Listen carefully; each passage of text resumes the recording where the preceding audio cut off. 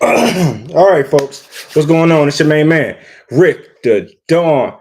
Hey, what's going on, y'all? So this episode is brought to you by reallyhood.com and of course the Really Hood podcast. So I just left the theater and I had the pleasure of checking out House Party 2023. And I got all the answers to your questions, so you're in the right place. Make sure you leave a like and all that cool stuff.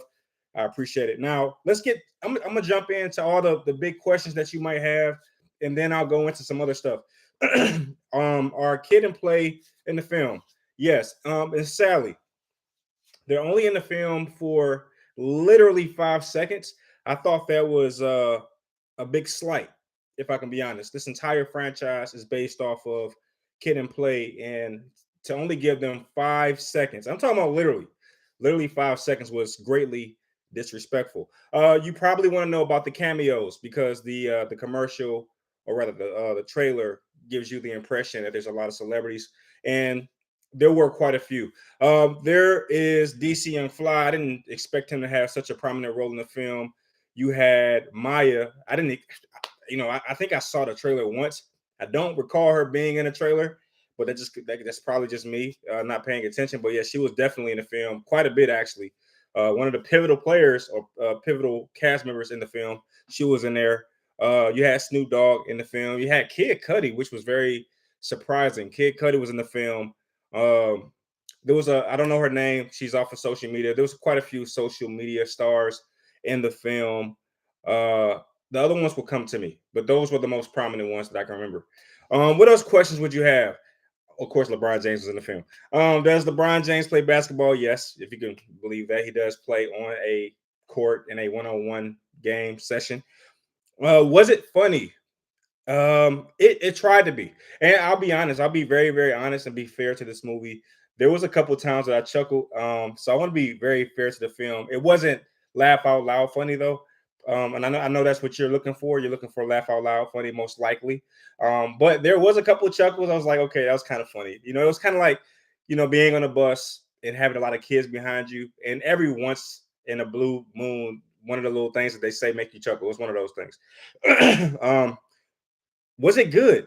For me, it was a 6.4. I'm not sure if that's good or bad, but for me, it's kind of it's exactly what it sounds like. It's above average, but it's not far above average. It was quite surprising, actually. Let's talk about some of the surprising things in the film. I don't want to waste your time. Some of the most surprising things in the film, I will say. Let me just start with number one: the introduction, or rather the commentary on the Illuminati. That was, yeah, I don't know.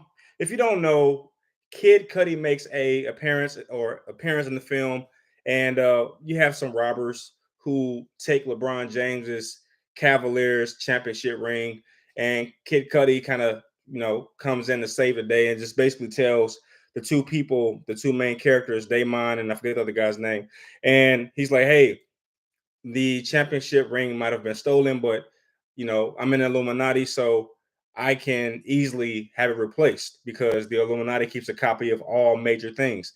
So this is probably the worst part of the film because it makes little to no sense. It's just like, why are we talking about the Illuminati right now? That's what it felt like. So they go to this party where you have all these Illuminati members, and they go into the secret room where you have really funny things. I will say this was kind of funny, a really cheeky type of thing. They had Kanye West's jaw in a jar. They had Drake's rhyme book. You get what I'm saying? They were trying to make fun of Drake in the whole ghostwriting scandal. So they had Drake's rhyme book in there, and they had LeBron James's first ring in there, and that's how they replaced the ring. But overall, the whole Illuminati aspect was a little, how do I say this? Unclassy, if you will. I know that this film more than likely was backed by individuals who might be in the Illuminati. And I get it. You didn't click on this to talk about the Illuminati. I get it. Neither did I go to the movies to see it, but quite frankly, it's there. All right, and it's like they're there. All right. I will say one thing though. I was kind of surprised that they talked about the Illuminati so openly. I didn't think that they would do that. But not only do they talk about it, they go to a party, Illuminati party, and I thought that was like a really cool way to misdirect the audience, because the best way to convince people something is not true is to go right at it and talk about it directly. And they'll be like, oh, that's a joke. Of course they wouldn't do this. No, they did it and they would do it. That's exactly what happened. But yeah, so those are the most key parts. Now, if you stay here longer than that, then obviously you want to know about the story. So here you go. You got, and it was kind of it was kind of shoehorned. It didn't feel like it was paced correctly. I'm not a big complainer when it comes to pace, but I did notice that there were some real big jumps. For example, if this film were to actually happen in real life, it couldn't happen this way because of how convenient everything happened. It was kind of like they didn't really want you to go out, they didn't want you to come to the film and have this overly analytical experience. It was more or less, hey, come have some fun. And that's what it was. I feel like they were going for a younger audience. There's a lot of weed references, a lot of weed references, a lot of weed smoke. And if you were born or at least remember the original house party, there was no weed. It was just like, good, clean fun. You might have had some alcohol references, but this film is heavily predicated on marijuana. So I don't know if if you're cool with that. That's not, I don't know. But like, I would say you couldn't go 10 minutes without some type of weed reference. And, I'm not a big stickler about that. I'm just saying you may be. But anyway, so you have these two cleaners. They clean the house. The main character, I forget this guy's name. It's one of those generic names. He is pretty much in a bind. He wants to pay for his daughter's tuition. And he's pretty much out on his luck.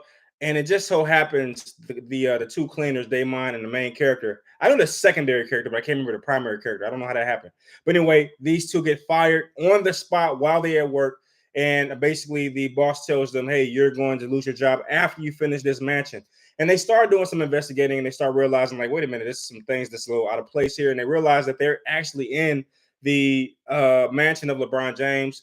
And they come up with the bright idea to earn a lot of money via doing a crazy house party in the mansion. And of course, per the trailer, you see that Michael Jordan, goodness gracious, you see that LeBron James is actually on a meditation retreat. So, he'll be gone for 2 weeks. And I got to pause right here because it just came to me. Is Michael Jordan referenced in the film? Absolutely. Michael Jordan is all over this film. I'm just kidding. Not that much. But no, DC Young Fly, he's actually wearing the Bread 11s, the Air Jordan 11s. I thought that was a really cool reference. And I was very surprised LeBron signed off on that. I thought that LeBron would do everything in his power to make sure stuff like that didn't creep up. And the main character actually had on the Air Jordan 1s. So Air Jordans, the shoe, made two cameos in this film, and I was very surprised by that. I didn't think that Brian would allow that to happen, but it is what it is. And you might be asking this: did the word "goat" come up in the film? Yes, LeBron James calls himself the GOAT. It's always very cringe to hear him say it because it's like you got 4 rings, bro. MJ got 6. Bill got 11. GOAT how? But anyway, different discussion for a different day. But anyway, no, on a more serious note, the word GOAT was mentioned in the film. LeBron James calls himself the GOAT. And where he calls himself the GOAT is at the point in which he comes back and discovers the party. They thought he would be gone for 2 weeks on a meditation retreat, but actually comes back in 1 week and they say, hey, I thought you were going to be gone for 2 weeks. He's like, hey, I'm the GOAT. Why I'd be gone for 2 weeks. It only took me 1 week to get myself together. So that's what it was. So that's where the GOAT reference comes in. But anyway, these two cleaners realize that they have to, scrap up, get a lot of money very quickly. And they decide to throw the party of all parties. And they use basically LeBron James's contacts, his phone book, whatever they use these days. And they call all these people. And, lo and behold, the party ensues. And you have all these people showing up to the party. And, you start to see cameos and stuff like that. You do have a couple cool things that pop up, like the Kid and Play dance, the little ankle kick, twist kick thing that who reminds you of what's her Tashina? No, it's not Tashina Arnold. Goodness gracious, Jennifer Martin. Goodness gracious, I'm so sorry. I'm so sorry. Her name is not Gina, but that's what her name is. Okay. But anyway, the main interest.